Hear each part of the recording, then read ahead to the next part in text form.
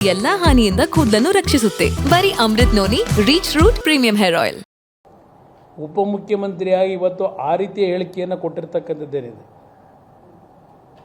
ಬಹುಶಃ ಆ ಸ್ಥಾನದಲ್ಲಿ ಏನಿದ್ದಾರೆ ಆ ಸ್ಥಾನದ ಗೌರವ ಮೌಲ್ಯ ಏನು ಅಂತಕ್ಕಂಥದ್ದು ಇನ್ನೂ ಅವ್ರಿಗೆ ಅರ್ಥ ಆಗಿಲ್ಲ ಅನ್ನೋದು ನನ್ನ ಅಭಿಪ್ರಾಯ.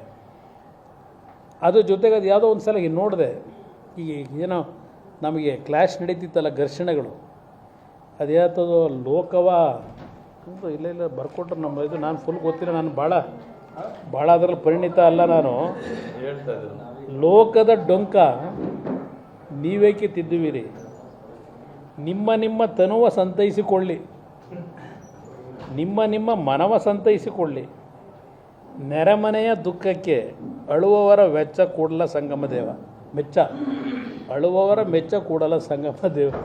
ಇದು ಪಾಪ ಮನೆಯಲ್ಲೂ ಹೇಳಿದ್ದು ಕೇಳಿಸ್ಕೊಂಡೆ ನಾನು. ಲೋಕದ ಡೊಂಕನ್ನು ಸರಿಪಡಿಸೋದಿರಲಿ, ನಿನ್ನ ಡೊಂಕಿಯನ್ನು ಸರಿಪಡಿಸ್ಗ, ನಿನ್ನ ತನುವನ್ನು ಸರಿ ಮಾಡ್ಕ, ನಿನ್ನ ಮನಸ್ಸನ್ನು ಸರಿ ಮಾಡ್ಕ ಅಂತ ಪಾಪ ಏನು ಕೂಡಲ ಸಂಗಮ ನೆನೆಸ್ಕೊಂಡು ಹೇಳಿದ್ರಲ್ಲ, ಅದನ್ನು ಮತ್ತೆ ನಾನು ಅವ್ರಿಗೆ ಹೇಳಬೇಕಾಗಿದೆ. ಈಗ ಇದು ಅದೆಂಥದ್ದು 21 ಕರಿ ಮೇಕೆ ಅಂತೆ, 21 ಆಡಂತೆ, ಇದೇನೋ 3 ಹಂದಿ ಅಂತೆ, ಆಮೇಲೆ ಅವೆಂಥವು ಕ್ವಾಣ 4 ಕ್ವಾಣು ಅಂತೆ, ಅದೆಂಥದ್ದು ಶತ್ರು ಭೈರವ ಏನು ತೆಗೆದ್ರು, ಶತ್ರು ಭೈರವಿ ಯಾಗ. ನಾನು ಒಂದು ಮಾತು ಹೇಳ್ತೀನಿ ಬ್ರದರ್, ಪಾಪ ಹೇಳಿದ್ದಾರೆ, ಅವರು ದೈವ ಭಕ್ತರಂತೆ, ಅವರು ರಾಜರಾಜೇಶ್ವರ ಟೆಂಪಲ್ಗೆ ಹೋಗಿದ್ದಾರಂತೆ, ಭಕ್ತಿ ಇದೆ ನನಗೆ ದೇವರ ಬಗ್ಗೆ ಅಂತ ಹೇಳಿದ್ದಾರೆ. ಇವತ್ತು ಅಲ್ಲಿ ಹೋಗಿರ್ತಕ್ಕಂಥವ್ರಿಗೆ ಆ ರಾಜರಾಜೇಶ್ವರ ದೇವಸ್ಥಾನದ ಸನ್ನಿಧಾನದಲ್ಲಿ ಯಾವ ರೀತಿಯ ಪೂಜೆಗಳನ್ನ ನಡೆಸ್ತಾರೆ ಅಂತಕ್ಕಂಥದ್ದು ಅವ್ರಿಗೆ ಗೊತ್ತಿಲ್ಲವೇ? ಇವತ್ತು ಒಬ್ಬ ರಾಜ್ಯದ ಉಪಮುಖ್ಯಮಂತ್ರಿಯಾಗಿ ನನಗೆ ಇದರಲ್ಲಿ ಅವರ ಹೇಳಿಕೆ ನೋಡಿದಾಗ ನಾನು ಗಮನಿಸಿದ್ದು, ಈಗಾಗಲೇ ನಮ್ಮ ಕುಟುಂಬವನ್ನು ಮುಗಿಸ್ಲೇಬೇಕು ಅಂತ ಹೇಳಿ ಏನು ಶ್ರಮಪಟ್ಟು ಇಡೀ ರಾಜ್ಯದಲ್ಲಿ 1.5-2 ತಿಂಗಳಿಂದ ನಡೆಸ್ತಾ ಇದ್ದಾರೆ. ಅದರ ಮುಂದುವರೆದ ಭಾಗವಾಗಿ ಈ ರೀತಿಯ ಒಂದು ಕುರಿ ಮೇಕೆ ಕಥೆ ಹೇಳಿದ್ರೆ ಇನ್ನೊಂದು ದೇವೇಗೌಡರ ಕುಟುಂಬದ ಬಗ್ಗೆ ಒಂದು ಅನುಮಾನ ವ್ಯಕ್ತಪಡಿಸ್ಬೋದು ಅಂತಕ್ಕಂಥಕ್ಕೆ ಏನು ಹೇಳ್ಕೊಂಡಿದ್ದಾರೆ. ನಾನು ಅವ್ರಿಗೆ ಹೇಳ್ತಿನ್ನೋದು ಮಾತು, ನಮ್ಮ ಕುಟುಂಬದಲ್ಲಿ ನನಗೆ ತಿಳುವಳಿಕೆ ಬಂದ ದಿವಸದಿಂದಲೂ ನಾನಾಗಲಿ, ನಮ್ಮ ತಂದೆ ಆಗಲಿ, ನಮ್ಮ ಕುಟುಂಬದಲ್ಲಾಗಲಿ ಈ ಕುರಿ ಕಡಿಯೋದು, ಮೇಕೆ ಕಡಿಯೋದು, ಕೋಣ ಕಡಿಯೋದು, ಈ ರೀತಿಯ ಒಂದು ದೇವರಿಗೆ ಅರ್ಪಣೆ ಮಾಡ್ತಕ್ಕಂಥದ್ದು ನಮ್ಮ ಕುಟುಂಬದಲ್ಲಿ ಎಂದೂ ಆಗಿಲ್ಲ. ನಾವು ದೇವಸ್ಥಾನಕ್ಕೆ ಪ್ರತಿನಿತ್ಯ ಹೋಗ್ತೀವಿ. ಈಗ ನಾನೇ ಉದಾಹರಣೆಗೆ ಕಳೆದ 1 ವರ್ಷದಿಂದ ನನಗೆ ಒಂದು ಆರೋಗ್ಯದ ಸಮಸ್ಯೆ ಅಂತಕ್ಕಂಥದ್ದು ಕೆಲವು ಜ್ಯೋತಿಷಗಾರರೇನು ಹೇಳ್ತಾರೆ, ಪ್ರತಿ ತಿಂಗಳು ನನ್ನ ಒಂದು ನಕ್ಷತ್ರ ಏನು ಬರುತ್ತೆ, ಅವತ್ತು ಬೆಳಗ್ಗೆ 5 ಗಂಟೆಗೆ ತಿರುಪತಿ ವೆಂಕಟರಮಣ ಸ್ವಾಮಿ ದೇವಸ್ಥಾನ ಇದೆ ಜೆ ಪಿ ನಗರದಲ್ಲಿ, ತಿರುಮಲಗಿರಿ, ಅಲ್ಲಿ ಹೋಗಿ ಪ್ರತಿ ತಿಂಗಳು ಆರಿದ್ದ ನಕ್ಷತ್ರ ಬಂದ ದಿನ 5 ಗಂಟೆಗೆ ಹೋಗಿ 6:30ವರೆಗೂ ಒಂದು ಪೂಜೆ ಮಾಡ್ತಾರೆ ಗಣೇಶನಿಗೆ. ಇವತ್ತು ನನ್ನ ಜೀವನದಲ್ಲಿ ನಾನು ಮಾತ್ರವಲ್ಲ, ನನ್ನ ಕೂದಲು ಕೂಡ ಆಗಿರಬೇಕು ಸ್ಟ್ರಾಂಗ್ ಅಂಡ್ ಸ್ಟೈಲಿಶ್. ಬರೀ Amrit noni reach root premium hair oil ನೊಂದಿಗೆ. Reach root premium hair oil. ಹುಡುಗರಿಗೆ ಪೂರ್ವಭದ್ರ ನಕ್ಷತ್ರ, ಅವರಿಗೆ ಸ್ವಲ್ಪ ಆರೋಗ್ಯದ ಸಮಸ್ಯೆ ಇದೆ. ಅವ್ರ ನಕ್ಷತ್ರದ ದಿವಸ ಅದೇ ದೇವಸ್ಥಾನದ ಪ್ರತಿ ತಿಂಗಳು ಒಂದಿನ ಪೂಜೆಗೆ ಹೋಗ್ತಾರೆ. ಅದು ಹೊರತುಪಡಿಸಿ ನಾವು ದೇವರನ್ನು ನಮ್ಮ ಹಿಂದೂ ಸಂಸ್ಕೃತಿಯಲ್ಲಿ ಇರ್ತಕ್ಕಂಥ ಧಾರ್ಮಿಕವಾಗಿ ಒಂದು ಉತ್ತಮವಾದ ರೀತಿಯಲ್ಲಿ ಪೂಜೆ ಮಾಡ್ತೀವಿ. ಇನ್ನೊಬ್ರಿಗೆ ಕೇಡು ಬಯಸ್ಲಿಕ್ಕೆ ಮಾಡೋದಲ್ಲ, ನಮಗೆ ಇರ್ತಕ್ಕಂಥ ಕೆಲವು ದೋಷಗಳನ್ನ ಸರಿಪಡಿಸ್ಕೊಳ್ಳಿಕ್ಕೆ ಪೂಜೆ ಮಾಡ್ತೀವಿ. ಆ ರೀತಿ ಕುರಿ ಕುಯ್ದು, ಕೋಣ ಕುಯ್ದು, ಹಂದಿ ಕುಯ್ದು ಏನಾದರೂ ಸಾಧಿಸ್ಬೋದು ಅನ್ನೋದಿದ್ರೆ ಕಷ್ಟ ಯಾಕೆ ಬಿಡ್ಬೇಕು? ನಾವು ದಿನ ಕೋಣ ಕಡ್ಕೊಂಡು ಕೂತ್ರೆ ಸಾಕು, ಏನು ಬೇಕಾದ್ರೂ ಸಾಧಿಸ್ಬೋದಲ್ವೇ? ಅದು ಅವ್ರ ಸಂಸ್ಕೃತಿ. ಪಾಪ ಅವ್ರ ತಮ್ಮನೂ ಬೇರೆ ಹೇಳ್ಬಿಟ್ರು, ಕಳ್ಳನಿಗೊಂದು ಮಳ್ಳನ ಸಾಕ್ಷಿ ಅನ್ನಂಗೆ. ಮಾರನೇ ದಿವಸ ಬಂದು ಅದೆಲ್ಲ ಟೂರ್ ಮುಗಿಸ್ಕೊಂಬಂದು ಅವರು ಸಹ ಹೇಳ್ಬಿಟ್ರು, ಅವ್ರ ಕುಟುಂಬದಲ್ಲಿ ಯಾರು ಬೆಳೆಯೋಕ್ಕೆ ಇಷ್ಟ. ನಾವು ದೇವೇಗೌಡರು 60 ವರ್ಷದ ರಾಜಕೀಯದಲ್ಲಿ ನಿಮಗೆ ಗೊತ್ತು, ಒಂದು 18 ತಿಂಗಳು ಮುಖ್ಯಮಂತ್ರಿ, 10 ತಿಂಗಳು ಪ್ರಧಾನಮಂತ್ರಿ, 60 ವರ್ಷದ ಅವರ ರಾಜಕೀಯ ಜೀವನದಲ್ಲಿ ಎಲ್ಲ ಅವರಿಗೆ ಬೇಕು. ರಾಜಕಾರಣದಲ್ಲಿ ಬೇರೆಯವ್ರನ್ನೆಲ್ಲ ಮುಳುಗಿಸ್ಬೇಕು ಅಂತಾರೆ. 60 ವರ್ಷದಲ್ಲಿ 3-4 ವರ್ಷ ಬಿಟ್ಟರೆ ದೇವೇಗೌಡರು ವಿರೋಧ ಪಕ್ಷದಲ್ಲೇ ಇರೋದು. ಈಗ ನಾವು ಅದೇನೋ ಒಂದು ಭಗವಂತನ ದಯ 2 ಬಾರಿ ಮುಖ್ಯಮಂತ್ರಿ ಆದ್ನಪ್ಪ, ಒಂದು 20 ತಿಂಗಳು, ಒಂದು 14 ತಿಂಗಳು. ಏನು ಕುರಿ ಕೋಳಿ ಕುಯ್ಸ ನಾನು ಅದನ್ನ ಇಲ್ಲ ಕೋಣ ಹೊಡೆದು ಮುಖ್ಯಮಂತ್ರಿ ಆಗಿದ್ನ? ದೇವರು ಕೊಟ್ಟಿದ್ದ ಒಳ್ಳೆ ಕೆಲಸ ಮಾಡಿದ್ದೀವಿ. ಅದರಿಂದ ಈ ರೀತಿಯ ಹೇಳಿಕೆಗಳನ್ನು ಆ ಜಾಗಕ್ಕಾದರೂ ಗೌರವ ಕೊಟ್ಟು ನಡ್ಕೊಳ್ಳೋದು ಒಳ್ಳೆಯದು. ಯಾವುದೋ ಇನ್ನೊಂದು ಯಾವುದೋ ಒಂದು ದೊಡ್ಡದು ಬರ್ಕೊಟ್ರಿಲ್ಲ ನನಗೆ ಇದು ಓದೋಕ್ಕೆ ಚೆನ್ನಾಗಿದೆ, ಇದು ಓದೋಕ್ಕಲ್ಲ ಮನುಷ್ಯನಿಗೂ ಒಂಥರ ಚೆನ್ನಾಗಿದೆ ಇದು.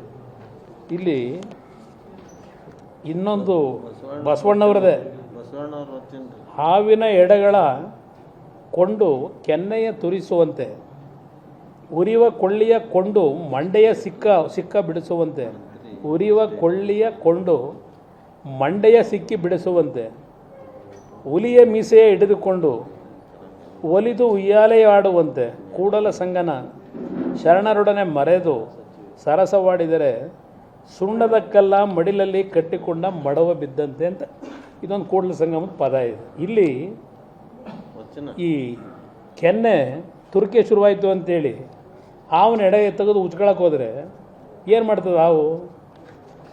ಕಚ್ತದಲ್ವೇ? ಅದೇ ರೀತಿಯಲ್ಲಿ ಉರಿಯುವ ಕೊಳ್ಳಿಯ ಕೊಂಡು ಮಂಡೆಯ ಸಿಕ್ಕ ಬಿಡಿಸುವಂತೆ, ತಲೆ ಒಳಗೆ ಸಿಕ್ಕಿದೆ ಅಂತೇಳಿ ಬೆಂಕಿ ಹಚ್ಕೊಂಡ್ಬಿಟ್ರೆ ಸಿಕ್ಕೋಯ್ತದ? ಬೇಗ ಸಂಪೂರ್ಣ ಕೂದಲೇ ಸುಟ್ಟು ಹೋಯ್ತದೆ.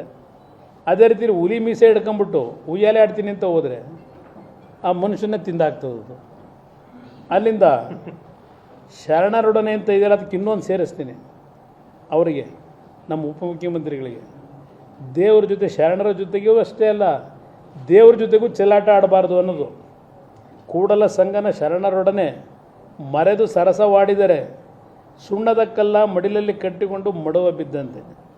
ಸುಣ್ಣ ಇಟ್ಕೊಂಡು ಕಟ್ಕೊಂಬಿಟ್ಟು ಮಡ್ಲಲ್ಲಿ ನೀರಿಗೆ ಬಿದ್ದರೆ ಉರಿ ಅಂತ ಹೇಳಿ ಬೆಂದೋಯ್ತದೆ ಶರೀರವೇ. ಅದರಿಂದ ದೇವ್ರ ಜೊತೆ, ಶರಣರ ಜೊತೆ ಚೆಲ್ಲಾಟ ಆಡಿದ್ರೆ ಏನಾಗುತ್ತೆ ಅನ್ನೋದು ಇದರ ಅರ್ಥ. ಇದು ದೇವ್ರ ಜೊತೆ ರಾಜರಾಜೇಶ್ವರ ಟೆಂಪಲ್ ಬಗ್ಗೆ ಅಲ್ಲಿ ಈಗ ಅದೇನೋ ಸಮೀಪ ಅಂತ ಅವರೇ, ಅಲ್ಲಿ ಏನೋ ಕುರಿ ಹೊಡೆದೋ ಕೋಳಿ ಹೊಡೆದೋ ಕೋಣ ಹೊಡೆದೋ ಅಂತ ಹೇಳಿದ್ರಲ್ಲ, ಆ ದೇವರ ಕಣ್ಣು ಬಿದ್ದ್ರೀಗ. ಇದಕ್ಕೆ ಹೇಳಿದ್ದೀವಿ ಪದ ಇದನ್ನು, ಈ ಕೂಡಲ ಸಂಗಮಂದು ವಚನ. ಕೇರಳ ಸರ್ಕಾರವು ಈಗ ಮಂತ್ರಿಗಳು ಹೇಳವ್ರೆ ನಮ್ಮಲ್ಲಿ ಇದು ಯಾವುದು ನಡೆಯಲ್ಲ ಅಂತ ಹೇಳಿ.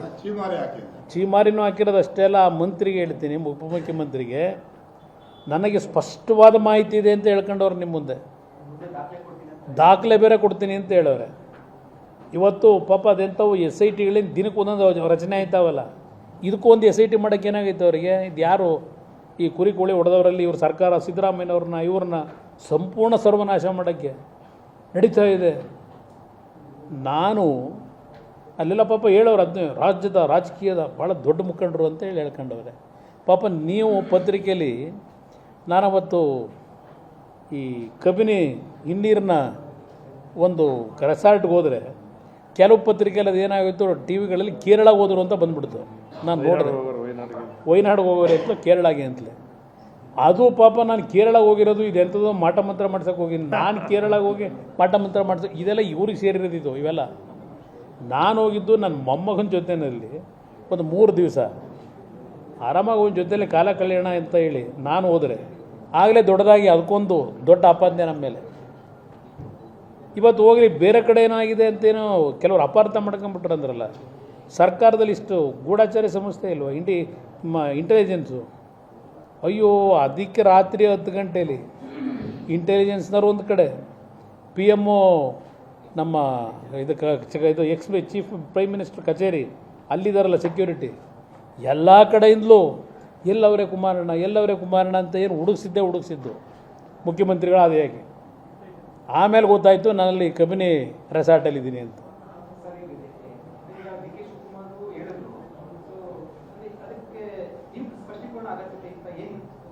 ಅವರು ನಮ್ಮನ್ನೇ ಉದ್ದೇಶ ಹೇಳಿರೋದಲ್ವ, ಅದು ಹೆಸರು ಹೇಳಿಲ್ಲ.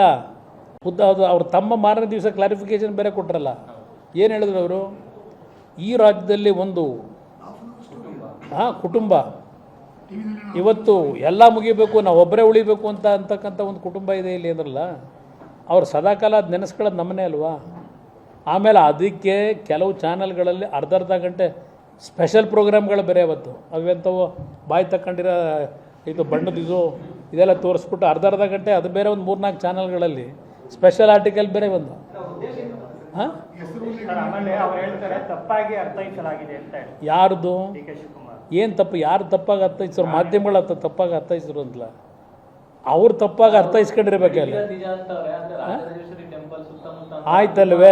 ಆಯ್ತಲ್ವೇ ಆ ಸಮೀಪದಲ್ಲೂ ಒಂದು ಇವತ್ತಿನ ಕಾನೂನು ಇರ್ತಕ್ಕಂಥದ್ದು ಆ ರೀತಿ ಕೋಣ ಬಲಿ ಕೊಡೋದು, ಹಂದಿ ಬಲಿ ಕೊಡೋದು, ಈ ಕುರಿ ಬಲಿ ಕೊಡೋದ್ರ ಮುಖಾಂತರ ಯಾರನ್ನಾದರೂ ನಾಶ ಮಾಡಬೇಕು ಅಂತಕ್ಕಂಥ ಒಂದು ಕೆಲಸ ಮಾಡ್ತಕ್ಕಂಥದ್ದು ಏನಾದ್ರು ಮಾಹಿತಿ ಬಂದಾಗ ಈ ಸರ್ಕಾರ ಜವಾಬ್ದಾರಿ ಅಲ್ವ ಆ್ಯಕ್ಷನ್ ತಗೊಳ್ಳೋದು.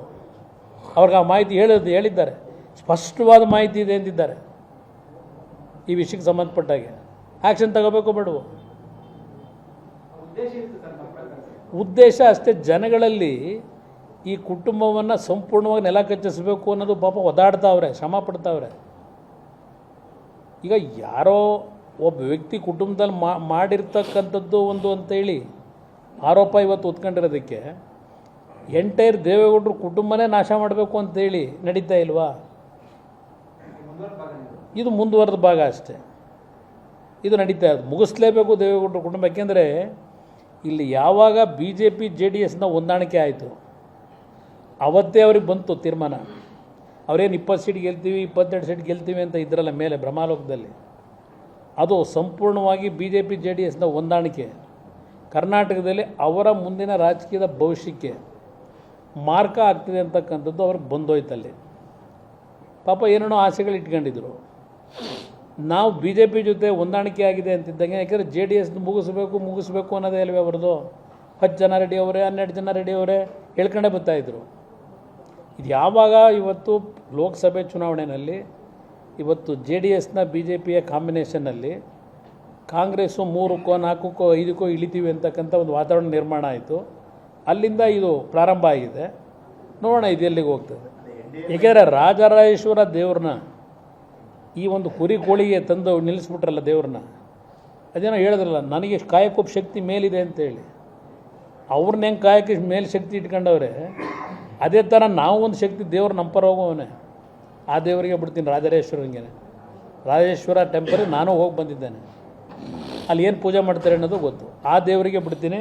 ಆ ದೇವ್ರನ್ನ ಇವತ್ತು ಆ ಕೋಣ ಹಂದಿ ಬಲಿ ತಗೊಳ್ಳೋದು, ಅದು ಎಂಥದೋ ನಾಲಿಗೆ ಇರೋದು ಬಿಟ್ಟು ಅದು ಯಾವುದಪ್ಪ ಎಲ್ಲ ಥರ ಚಿತ್ರ ನೋಡಿಲ್ಲ ನಾನು ಹೋದಾಗ, ತೋರಿಸ್ಬಿಟ್ಟೆಲ್ಲ ಬಂತಲ್ಲ ಟಿ ವಿಗಳಲ್ಲಿ. ಆ ದೇವರೇ ಅವರಿಗೆ ಅಂತಿಮವಾದಂಥ ಒಂದು ಶಿಕ್ಷೆ ಏನು ಕೊಡಬೇಕು ಅನ್ನೋ ತೀರ್ಮಾನ ಮಾಡ್ತೇನೆ ಅನ್ನೋದು ನನ್ನ ಅಭಿಪ್ರಾಯ. ಅನುಕ್ಷಣದ ಸುದ್ದಿಗಳಿಗಾಗಿ ವಿಸ್ತಾರ ನ್ಯೂಸ್ ಯೂಟ್ಯೂಬ್ ಚಾನೆಲ್ ಸಬ್ಸ್ಕ್ರೈಬ್ ಮಾಡಿ. ಹೊಸ ಸುದ್ದಿಗಳ ನೋಟಿಫಿಕೇಶನ್ಗಾಗಿ ಬೆಲ್ ಐಕಾನ್ ಕ್ಲಿಕ್ ಮಾಡಿ. ಲೇಟೆಸ್ಟ್ ಅಪ್ಡೇಟ್ಸ್ಗಾಗಿ www.vistaranews.com ವೆಬ್ಸೈಟ್ಗೆ ವಿಸಿಟ್ ಮಾಡಿ. ಅಂಗೈಯಲ್ಲೇ ಜಗತ್ತಿನ ಸುದ್ದಿ ತಿಳಿಯಲು ವಿಸ್ತಾರ ನ್ಯೂಸ್ ಕನ್ನಡ ಆಪ್ ಡೌನ್ಲೋಡ್ ಮಾಡಿ.